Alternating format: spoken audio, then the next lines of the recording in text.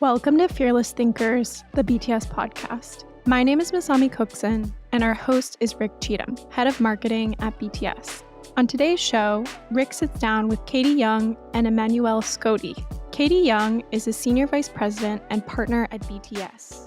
Throughout her career, she has partnered with leading organizations across industries to enable change, from shifts in strategy and business models to evolution in culture, operating models, and ways of working. She is a published author and active thought leader on the BTS blog. Emanuele Scotti is the co-founder and CEO of Yumi, which recently joined the BTS family.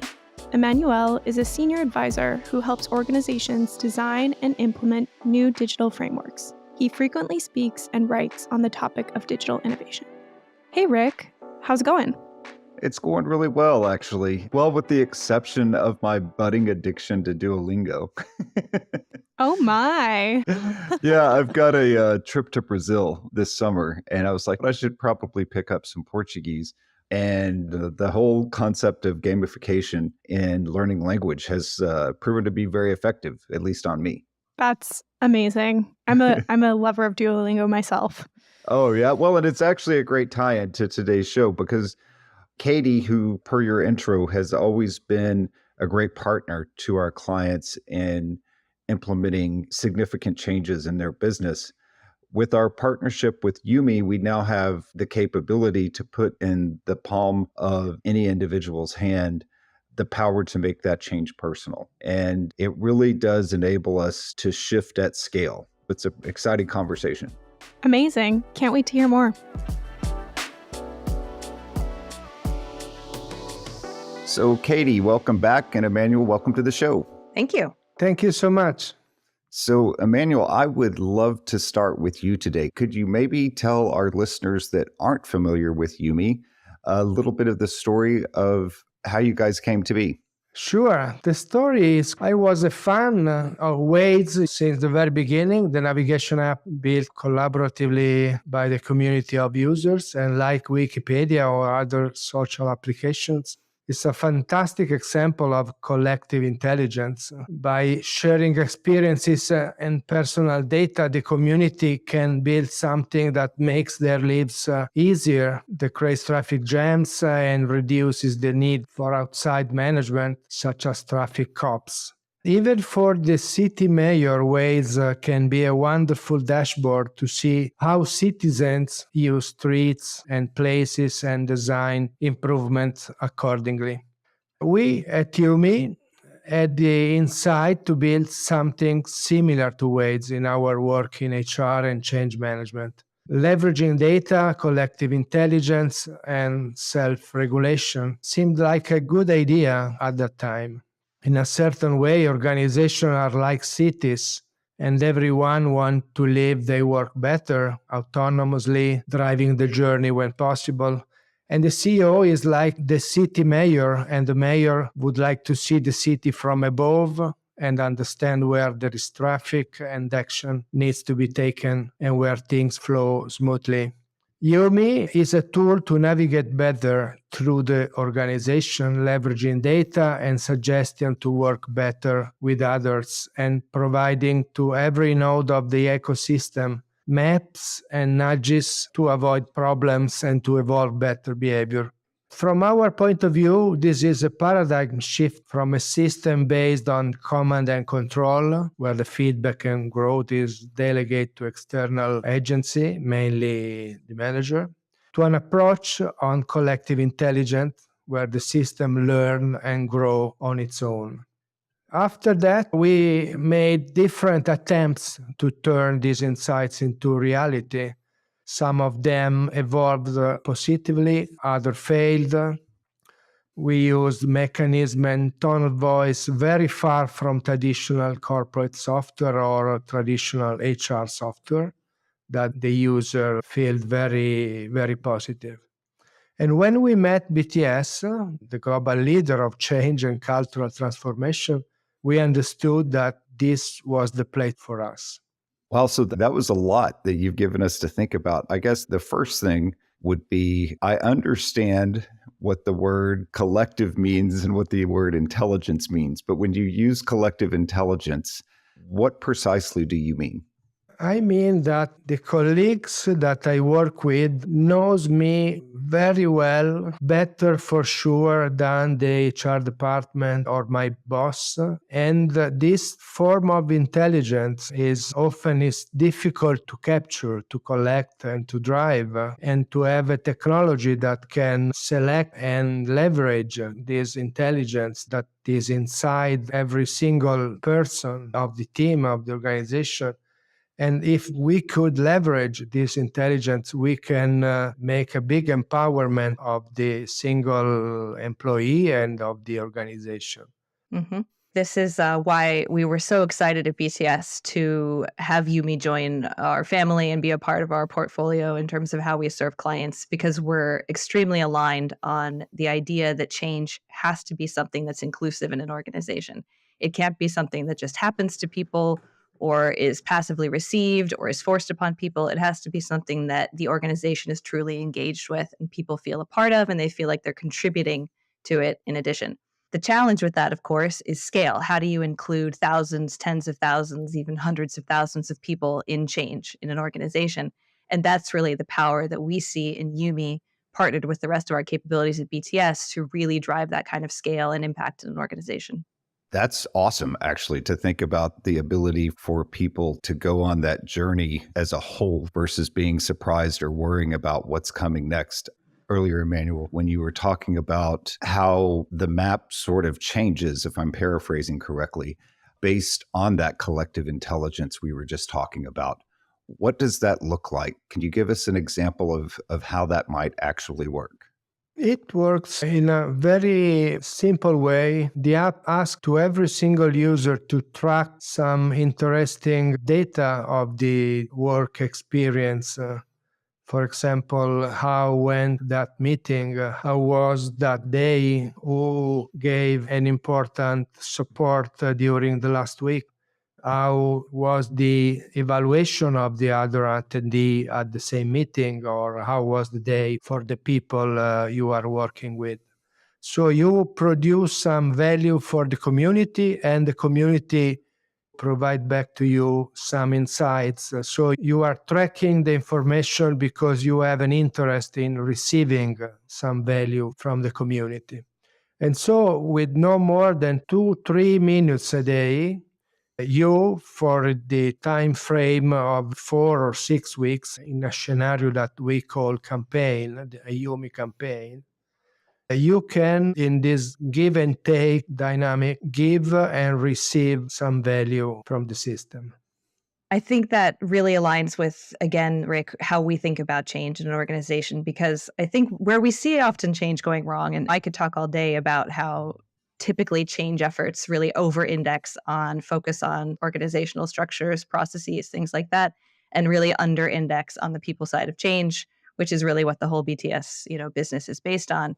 But specifically, when we are thinking about the people side of change, what's so critical is that we figure out a way to make it two-way in terms of how we engage with people in the organization. So what Emanuele is really talking about is the power to help individuals throughout an organization really supported with the mindset and behavior shifts on the job that are going to be required to make the organization successful with change. So they're receiving these positive nudges, reinforcement, feedback from their peers, tips on how to do things fundamentally differently, but it's done in a really helpful way so it doesn't feel like change is being forced on people.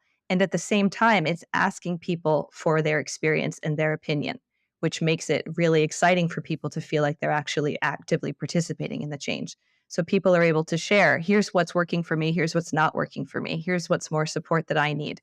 Here's what I observe in my team. Here's what I observe in the organization. So that experience for people makes them feel really involved and engaged. And then, of course, as Emanuele was saying about the power then of the data that the system is going to give us, is that then we have so much insight into what's going on in the organization. So typically, the people side of change is managed through essentially communications, which are sort of one-way pushes of information in the organization. The beauty of this sort of daily element of Yumi is that we can actually get into the daily work experience of individuals and teams and actually see what's happening and what people are experiencing at every level and every part of the organization. So, Katy, let me just go a little bit deeper, in fact, into what you just said. And that is that daily connection with change and including it in the flow of work. I realize that this is one of those things that probably for a lot of people might feel like too much. So I guess I'm wondering, in your experience, how the daily reminders don't potentially make things harder for people. I think that's a really interesting question. And I think the biggest thing we hear from our clients is that people are experiencing change fatigue. I don't think there's an organization that doesn't at this point experience change fatigue. Our point of view at BTS, of course, is that that is the new normal. And part of our job in working with Yumi or any of the rest of our tools is to help build change readiness in organizations while we do the work. But we also have to be very careful about how we engage with people so that it doesn't feel like something additional, something extra, something burdensome, or as you say, kind of a constant reminder that I'm supposed to be changing all of the time. It helps people see that these kind of big macro shifts that are being discussed actually at a day-to-day level aren't giant asks in terms of me fundamentally doing everything differently. It's small things, small behavior shifts, small mindset shifts that can add up to a lot. The idea is that we could try to put the people more at the center of the organizations and make the work more meaningful in a certain way, connecting more with others, especially when we work from home or from remote, and sharing important part of the work experience. I guess what I'm hearing you say is it's not reminders of the big changes. It's not daily reminders that we've got to really rethink our go-to-market strategy or whatever the shift is that we're talking about. It's actually getting people to realize that it's small shifts, potentially every day, that make the difference. Am I tracking?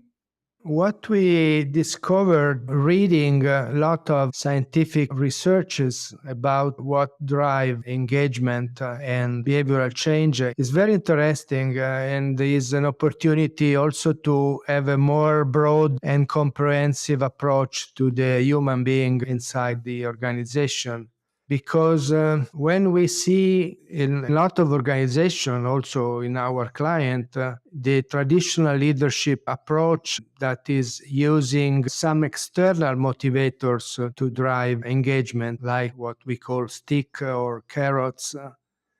And we know that if for us the work is meaningful, is important, is a big source of energy, sticks and carrots are at the end of the day very demotivating.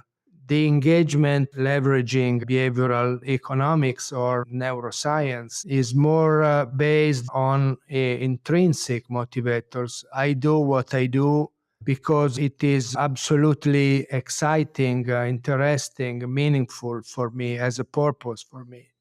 And so in this new framework where I don't need sticks or carrots to do something that is meaningful for me, but I need other stuff. We need more empowerment. We need a new kind of leadership to boost autonomy. And the third part that we were mentioning before is the connecting with others.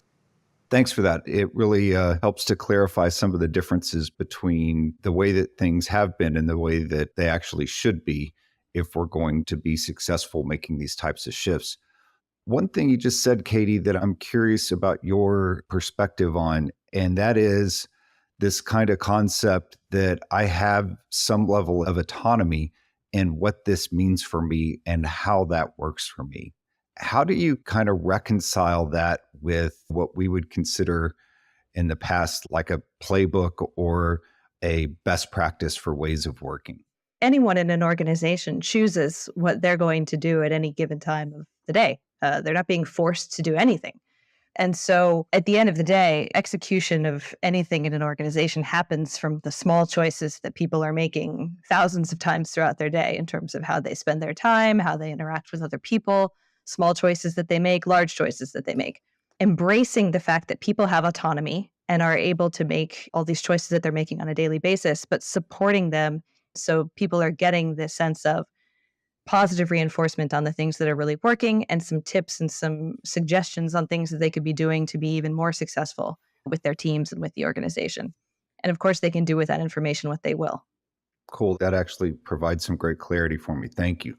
So then I'll just kind of throw this one out. And this one pops to me, Emanuela, and something that you just said in the traditional leadership approach. I would think it would be difficult for leaders to kind of, for lack of a better way of saying it, pass the responsibility for the pace and the process over to the team versus what you said all the way back in the beginning, that kind of command and control by the beginning of Q2. This is going to be how it all works. Another part of the way we view change, Rick, is that change, particularly today, but to some extent always has been, needs to be iterative. Change can't be sort of a linear path from A to B. We need to actually understand how things are evolving in our organization, how things are evolving in our external climate, and be adaptive, because that's the nature of how we need to be able to evolve organizations today. So what this is really helpful for is that we actually are able to get data about what's happening in the organization and iterate and adapt our approach.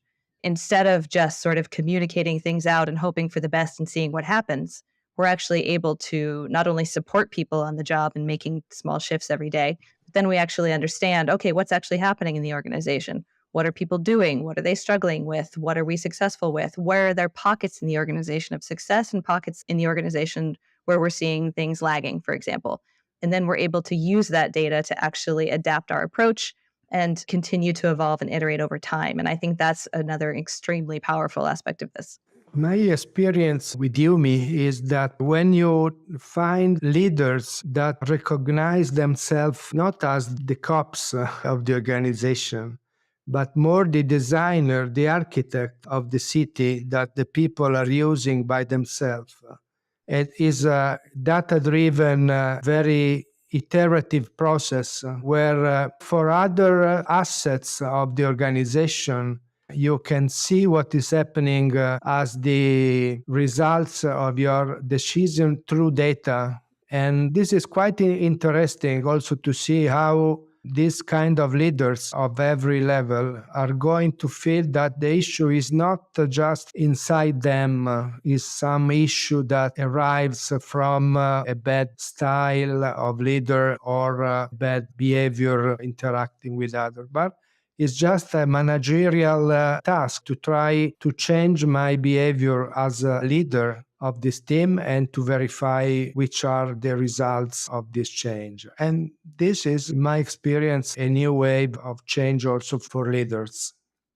And I love what you both just pulled out for me in that, which is this concept of the data-driven approach, that we don't even have to always ask, but we can actually see based on real measurable activity, what, if anything, we need to do different as leaders to actually enable these shifts to happen. Absolutely. Well, I guess what would probably be helpful for our listeners now is if you could tell us a little story, give us an example of what this potentially looks or feels like in action. This case is about new value spread out within the organization, where the company changed the company values after decades. This customer needs to embed new values inside the organization. And the project started through the customization of the new values inside the platform. This is one part of the project, very important, very useful. The platform has the opportunity to describe in a certain way the challenge that the company is looking for in terms of new behavior expected, new habits, new key factors to observe. And so we made this work in 4-6 weeks in advance, and then we launched the Yumi campaign. We made 3 different Yumi campaigns in an elapsed time of 12 months, in an elapsed time of 1 year. And during the campaign, starting from this very simple feature we mentioned before, how was your day? At the end of the day, platform sent a notification to each user through the smartphone. How was your day? Why? And who was with you? And from this, every user can track the day, can share with other colleagues. So the user, each leader, and the leadership or the HR department receive a more comprehensive, also more complex dashboard with all different insights on the different data captured by the platform, organized for the organizational structure, but also for some demographic families, from the tenure, for example, for the job families or for the generation. And so every single actor of the organizational ecosystem can receive data, nudging, suggestion to modify and to track how the different behaviors has an effect on the other part of the organization. You know, Rick, what I think is so cool about this is you can imagine the power of this data that the organization is getting. I think it's very easy to understand why the organization wants this, why the leaders of the organization want this data to be able to understand and adapt their approach and be more effective. But the data is only available if people are actually using the app. Incredibly exciting. I appreciate so much you both giving us your time today, and can't wait to hear more great stories of how we're able to enable change through a real community effort on the client side. So thanks for that. Thank you so Thank you. much, Rick. If you'd like to stay up to date on the latest from the Fearless Thinkers podcast, please subscribe. Links to all of the relevant content discussed in today's podcast are in the show notes, or you can always reach us at bts.com. Thanks again.